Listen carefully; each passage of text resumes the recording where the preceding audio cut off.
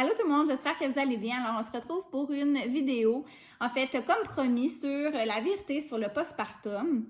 J'ai décidé de faire cette vidéo-là parce que j'avais un petit peu dit qu'à ma première grossesse, je trouvais qu'on avait beaucoup d'informations sur la grossesse, sur l'accouchement, mais vraiment peu sur l'après-accouchement, sur justement ce qu'on appelle le postpartum ou le 4e trimestre. J'ai même regardé pour du contenu sur YouTube et sincèrement, il n'y a pas grand-chose sur le sujet. Donc, c'est ça. Alors, comme je vous dis, là, je fais pas ça pour faire peur aux futures mamans, je fais pas ça non plus pour me plaindre, mais bien justement pour vous informer. Et puis, si ça peut vous aider à vous préparer, à mieux vous préparer en fait, pour ce 4e trimestre-là, eh bien, tant mieux, parce que moi, j'aurais beaucoup aimé avoir ce genre de conseils-là de mon côté.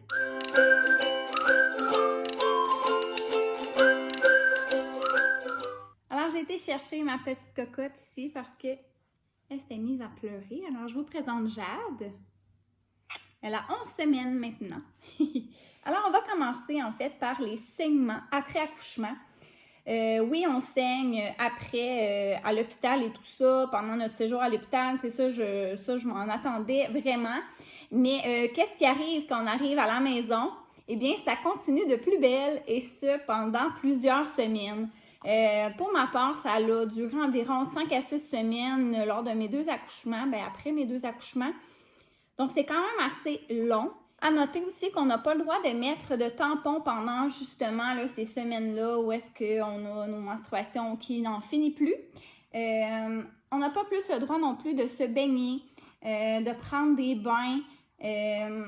Donc, c'est ça. C'est un petit peu dommage. C'est sûr que si vous avez accouché en plein hiver, vous allez me dire c'est pas bien grave de ne pas se baigner. Mais moi, j'ai quand même accouché à la fin du mois de juin. Donc, j'ai trouvé ça vraiment, vraiment pénible, là, je vous dirais, là, avec les grosses chaleurs et tout, de ne pas pouvoir me baigner, surtout que j'adore ça. Donc, on s'est conseillé d'attendre là, autour de 8 semaines, 6 ou 8, là, ça dépend des médecins. Donc, moi, je me suis baignée à peu près autour de la mi-août pour la première fois et mon Dieu que j'avais hâte. À part me tremper les pieds, là, j'avais rien fait de ça. C'est vraiment là tout ce que je vous dis en fait, c'est à cause des bactéries en fait. Là, notre col n'est pas tout à fait fermé. Donc, c'est pour éviter de faire une infection là, au niveau de l'utérus. Et pour ce qui est des bains, là, mon médecin me dit si jamais je lave vraiment comme il faut avant et que je veux juste tremper dedans, donc pas me laver et pas, mettons, mettre de la mousse, quoi que ce soit, c'est OK. Mais vraiment, là, pour vous laver, c'est la douche. En fait, la douche va être votre meilleure amie compte tenu du fait qu'on ne peut pas se baigner et qu'on ne peut pas prendre de bain. Deuxième point, en fait, c'est la douleur en allaitant. Je m'en doutais bien que ça allait me faire mal lors des premières tétées, mais je ne m'attendais pas à ce que ça fasse mal pendant des semaines. Et voici mes conseils pour justement éviter que ça vous fasse mal trop longtemps. En fait, là, c'est vraiment la prise du sein de votre bébé dès le départ, dès la première tétée, première journée d'allaitement.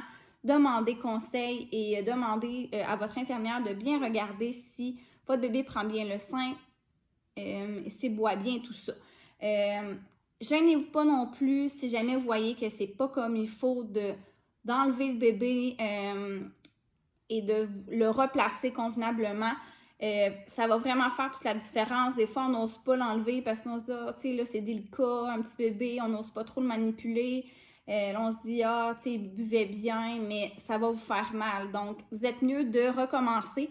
Donc, la clé, c'est vraiment d'être patiente et comme je vous dis, de s'assurer vraiment là, d'être bien positionné. C'est ça, moi, ça m'a pris 2-3 semaines là, avant que ça arrête de faire mal parce que la première nuit, j'avais pas demandé d'aide. Je m'étais dit que c'était correct et tout ça, puis c'était normal que ça fasse mal, mais le matin, finalement, j'avais des blessures, des gerçures déjà. Puis là, j'ai demandé de l'aide à ce moment-là, mais c'était un petit peu trop tard. Donc là, à un moment donné, chaque tétée, mon bébé rebuvait dessus mes blessures. Donc, c'est difficile à ce moment-là de faire une guérison. Et comme j'ai aussi mentionné dans ma valise d'hôpital, mettre de la crème lanoline au début. Puis si jamais vous avez des blessures, la crème du Dr Newman, sérieusement, ça fait des miracles. Je l'ai tellement aimé cette crème-là, mais il faut une prescription. Donc si jamais vous avez des douleurs au niveau de l'allaitement là, à l'hôpital, ben demandez-le à votre médecin là, de vous la prescrire, là, puis vous irez la chercher là, à votre retour à la maison. Donc, c'est ça, moi j'ai vraiment eu mal à mon premier accouchement, donc à Abby l'année passée, pendant au moins 3 semaines, où est-ce que je me réveillais en pleurs parce que, mon Dieu, je voulais pas allaiter. Ça me faisait des coups de couteau à chaque fois qu'elle prenait une gorgée. Sincèrement, j'ai voulu abandonner à maintes reprises, mais c'est ça. Tout le monde me disait de persévérer, que c'est ça. Après 3 semaines, ça allait être un charme allaiter, tout ça. Et sincèrement, c'est correct si jamais vous n'êtes pas capable de passer ce cap-là parce que c'est vraiment, il faut vraiment être patient, c'est un apprentissage pour votre bébé et pour vous aussi. Mais un coup que c'est bien implanté, là, l'allaitement, comme je vous dis, c'est tellement merveilleux pour vrai, c'est tellement facile. Vous pouvez aller n'importe où, vous n'avez rien besoin d'apporter à part vous-même. Puis c'est tellement un super de beau lien aussi que vous développez avec votre bébé. Mais c'est ça. Troisième point, c'est les fameuses tranchées. Bon, on a des contractions lorsqu'on accouche, c'est bien normal, mais vous savez peut-être pas qu'on a des contractions après avoir accouché.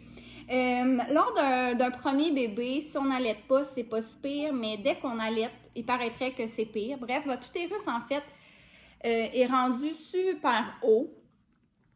C'est sûr que tous vos organes ont été comprimés là, lors de la grossesse. Donc, le temps que l'utérus se replace tout en bas, il y a des contractions qui se font pour justement que l'utérus reprenne sa position initiale, on pourrait dire. Et c'est ça, quand on allaite, ça se passe pendant l'allaitement.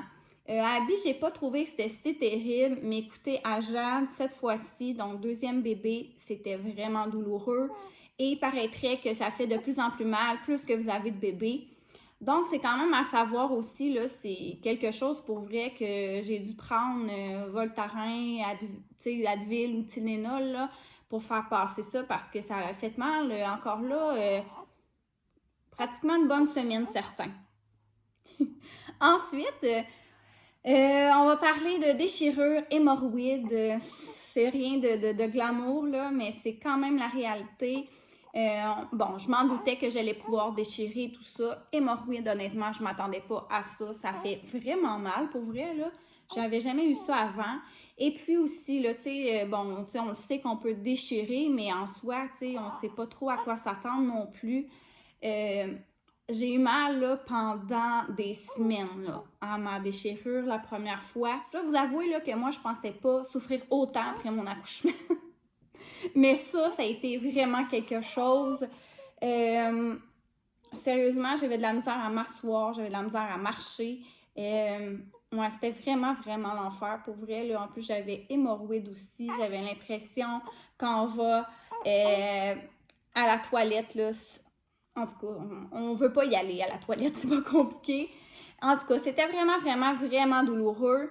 Ça aussi, là, j'en ai parlé aussi dans ma valise d'hôpital de bébé numéro 2. Plein de conseils pour justement éviter là, ces douleurs-là qui perdurent dans le temps. Il faut vraiment plus se reposer. Et moi, Abby, honnêtement, à ces 5 jours de vie, j'allais marcher 1 heure. Alors, c'est sûr que mes douleurs ont continué puis ont perduré dans le temps. Tandis qu'à Jade, j'avais pas assez d'énergie de toute façon, là, mais j'ai vraiment pris ça plus mollo à la maison, côté exercice et tout. J'étais vraiment plus assise, plus couchée. Et honnêtement, ma guérison, c'est vraiment mieux passé. Mais aussi avoir un bain de siège lorsque vous allez à la toilette, là, sincèrement, ça fait vraiment du bien.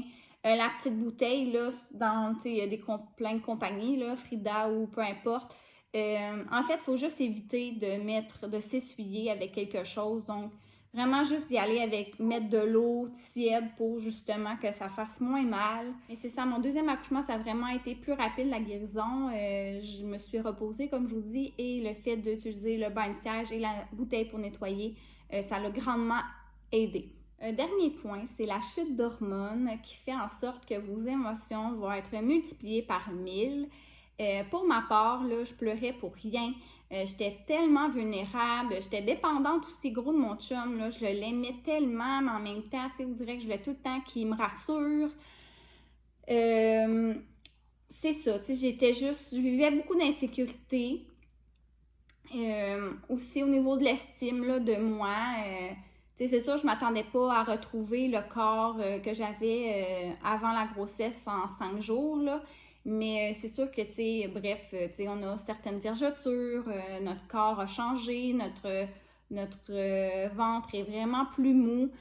Bref, on rentre pas dans nos vêtements, donc c'est sûr que ça aussi, ça peut affecter, là, mais c'est aussi beaucoup d'adaptation. Avant, vous pensiez qu'à vous, vous avez du temps pour vous et tout ça, et là, si vous avez le goût de faire autre chose, eh bien non, vous pouvez pas, vous avez votre petit bébé à vous occuper, ça va prendre toute votre énergie, tout votre temps, et c'est encore pire si vous allaitez parce que c'est vous qui faites toutes les boires.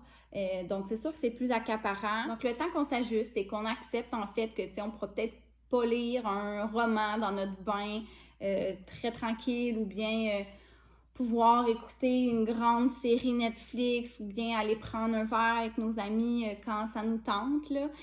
Voilà. Oh, ma fille, elle vient de s'endormir.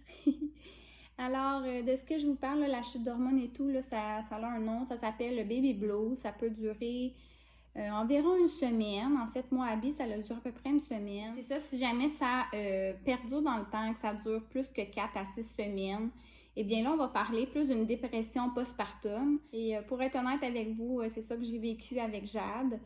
Je commence à aller mieux, ça fait peut-être environ une semaine, donc là, je me sens plus prête à l'admettre, mais c'est ça, là, ça n'a pas été évident. Mais c'est ça, je pense que je vais en parler dans une prochaine vidéo parce que là, je vois le temps qui a filé à toute allure et c'est ça, je veux pas que la vidéo dure trop longtemps, mais c'est ça, sachez que ça peut arriver et comme je vous dis, si ça vous intéresse, ben vous allez pouvoir écouter là, mon prochain vidéo sur ce sujet-là. Alors voilà, ça fait le tour. Écoutez, je sais que ça a l'air un peu négatif tout ça, mais c'est juste pour vous faire réaliser en fait que c'est pas vrai que lorsqu'on accouche, notre monde est juste rempli de papillons et d'arc-en-ciel, puis que c'est toujours tout rose, puis merveilleux parce qu'on a un nouveau bébé. Ça apporte tellement de bonheur. C'est tellement la chose la plus merveilleuse qui m'est arrivée et tout, mais c'est pas vrai que c'est tout le temps facile. Je dirais que quand on regarde les réseaux sociaux puis on voit juste les familles parfaites puis que le monde ça va tellement bien puis que mon Dieu ça a l'air d'être numéro un eux autres puis on se compare puis on se dit mon Dieu c'est-tu moi qui est pas bonne, c'est-tu moi qui est pas correcte de penser comme ça, d'avoir mal, ben c'est juste normal. Mais je me rends compte que quand je parle avec les jeunes mamans plus une à une comme ça, ben je me rends compte que c'est pas vrai, que leur vie est pas parfaite avec leur bébé puis qu'eux autres aussi ils ont eu des moments plus difficiles, qui ont eu des douleurs, que ça n'a pas été tout le temps tout rose. Mais c'est ça, c'est juste que les gens, on dirait qu'on a un peu peur de se faire juger parce que, comme je vous dis, on dirait que quand on accouche, il faut vraiment qu'on capote là, sur notre bébé puis qu'on ait juste des beaux moments avec le bébé et tout ça. Mais c'est ça. Alors, je veux juste normaliser le tout puis de vous dire que c'est bien normal si vous avez, vous aussi, eu des moments plus difficiles après votre accouchement. Et c'est ça. Alors, si ça peut vous faire sentir moins seul. Donc voilà, alors j'espère que vous avez aimé la vidéo et que ça vous a permis d'en apprendre plus sur le 4e trimestre et à mieux vous préparer si jamais vous êtes enceinte. Et comme je vous dis, je vais faire une vidéo prochainement sur ma propre expérience sur le 4e trimestre. Donc, si jamais ça vous intéresse, abonnez-vous à ma chaîne si ce n'est pas encore fait et on se dit à bientôt. Bye bye!